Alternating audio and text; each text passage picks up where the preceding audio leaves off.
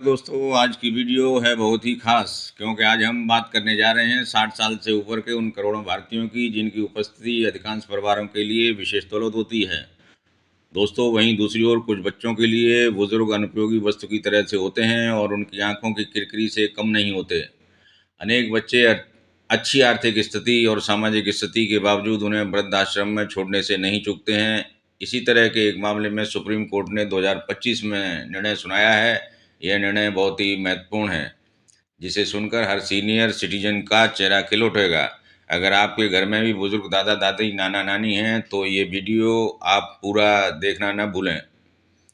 भारत में लाखों senior citizen ऐसे हैं जो रिटायरमेंट के बाद अक्सर अपने ही बच्चों पर निर्भर हो जाते हैं, चाहे उन्हें पेंशन मिलती हो या न मिलती हो। बुजुर्ग बच्चों के मोह पाश में आकर उन्हें अपनी संपत्ति ट्रांसफ़र कर देते हैं, लेकिन जब बच्चे उन्हें आंख दिखाने लगते हैं और उनके पालन पोषण से मुंह मोड़ने लगते हैं, तब आती है सामने अनेक समस्याएं। तब उनके पास न धन संपत्ति रहती है, न अपने पालन पोषण के लिए कोई साधन। कई बुजुर्गों को अपने ही बच्चों से सम्मान नहीं मिलता, मिलता है तो सिर्फ ताने और तिरस्कार।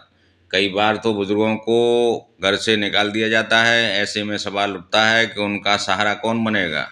लेकिन सुप्रीम कोर्ट ने सुनाया है एक बड़ा फैसला जो सीनियर सिटीजन्स के लिए होगा वरदान साबित। इस मामले के तथ्य इस प्रकार हैं। एक बुजुर्ग महिला ने एसडीएम कोर्ट छतरपुर मध्य प्रदेश में अपने पुत्र के विरुद्ध भरण पोषण के लिए एक प्रार्थना पत्र दिया। यह प्रार्थना पत्र भरण पोषण और कल्याण एवं वरिष्ठ नागरिक अधिनियम 2007 के तहत दिया गया। इस अधिनियम की इस धारा में प्रावधान किया गया है कि अगर कोई संपत्ति माता पिता द्वारा अपने पुत्र पुत्रियों को दान पत्र द्वारा स्थानांतरित की गई है तो उसका भरण पोषण न किए जाने की स्थिति में उस संपत्ति का हस्तांतरण शून्य हो जाएगा। एसडीएम कोर्ट छतरपुर ने फैसला मां के पक्ष में सुनाया। इसके बाद अपील में भी जिलाधिकारी ने मां के पक्ष में फैसला सुनाया है। इसके बाद मामले में पुत्र द्वारा जबलपुर हाई कोर्ट में रिट याचिका दाखिल की गई। सुनवाई के पश्चात अवर न्यायालय के आदेशों को जारी रखा गया तथा फैसला मां के पक्ष में सुनाया गया। इससे व्यवस्थित होकर पुत्र द्वारा रिट अपील दाखिल की गई, जिसे उच्च न्यायालय की डिवीजन बेंच में सुना गया तथा अवर न्यायालय के फैसलों को पलट दिया गया। इसके बाद मां ने सुप्रीम कोर्ट का दरवाजा खटखटाया। इसमें सुनवाई के बाद सुप्रीम कोर्ट ने स्थापित किया कि सीनियर सिटीजन एक्ट 2007 एक कल्याणकारी अधिनियम की श्रेणी में आता है। इसलिए अधिनियम के उद्देश्यों के अनुरूप उदार व्याख्या होनी चाहिए तथा एक्ट की व्याख्या लाभार्थियों के पक्ष में की जानी चाहिए। इसलिए सुप्रीम कोर्ट ने डिवीजन बेंच के जबलपुर के फैसले को पलट दिया और पुनः मां के पक्ष में फैसला सुना दिया। यह ऐसी औलादों को मुंह पर जोरदार तमाचा है जो माँ बाप से उनकी जमा पूंजी और संपत्ति को उनके मरने से पहले ही ले लेते हैं, लेकिन उनकी पालन पोषण की जिम्मेदारी नहीं निभाते। अगर कोई बेटा बेटी अपने माँ बाप की देखभाल नहीं करते हैं तो माता पिता बिना हिचक के maintenance and welfare of parents senior citizenship act 2007 के अंतर्गत केस दर्ज कर सकते हैं। अब कोर्ट ने यह भी साफ कर दिया है कि अगर कोई संतान संपत्ति लेने के बाद माता पिता को घर से निकाल देती है तो वो रजिस्ट्रेशन रद्द माना जाएगा। स्पष्ट है कि सीनियर सिटीजन को बेसहारा नहीं छोड़ा जा सकता। सीनियर सिटीजन को मिलेंगे अब 3 लाभ। पहला लाभ मिलेगा बुजुर्गों को आत्मसम्मान और सुरक्षा।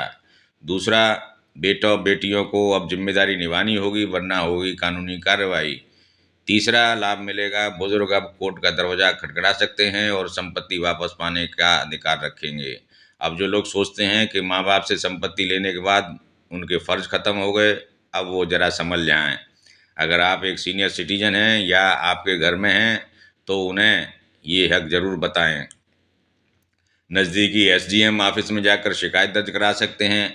मेंटेनेंस ट्राइब्यूनल में आवेदन देकर भत्ता मांग सकते हैं। और हाँ, अगर संपत्ति देकर भी सम्मान नहीं मिला है तो संपत्ति वापस ली जा सकती है कोर्ट के आदेशों से। और हाँ, अगर आप युवा हैं तो ये याद रखें, माता पिता सिर्फ जिम्मेदारी नहीं है बल्कि एक वरदान है। तो दोस्तों, कैसा लगा आपको सुप्रीम कोर्ट का ये फैसला? क्या आपको लगता है कि ये भारत के बुजुर्गों की ज़िंदगी बदल देगा? कमेंट ज़रूर करें। अगर वीडियो पसंद आई हो तो लाइक करें, अपने दोस्तों और परिवार में शेयर करें और चैनल को सब्सक्राइब करना न भूलें, ताकि ऐसी जानकारी आप तक हम हमेशा पहुंचाते रहें। जुड़े रहिए और अपने माता पिता की हमेशा सम्मान कीजिए। जय हिंद दोस्तों।